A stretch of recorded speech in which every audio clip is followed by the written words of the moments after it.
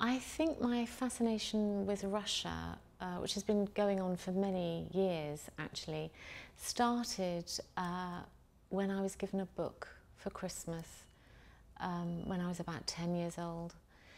And it was the memoirs of a little girl who grew up in pre-revolutionary Russia.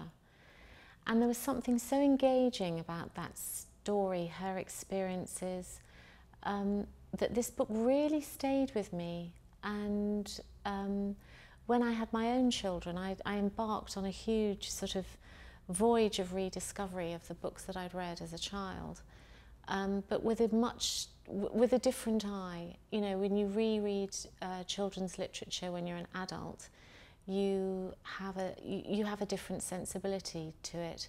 But this book, I had my old copy that I'd had as a child, and I was still really, really entranced by her world.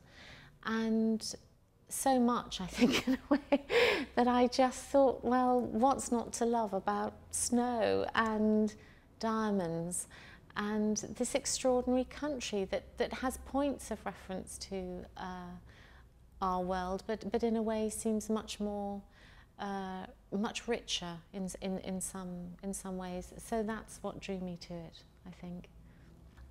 The differences between being a journalist and writing a novel. Obviously, when you're a journalist, you are writing about real people, real places, and you usually have to do that quite quickly. You're working to quite a tight deadline. In a novel, you're not writing about real places or real people. They're completely made up. But they have to appear on the page as if they could live and breathe and talk in the way that you'd like them to.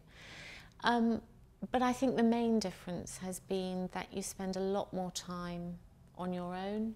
You spend a lot more time thinking about the world that you're creating, and there isn't the same deadline issue.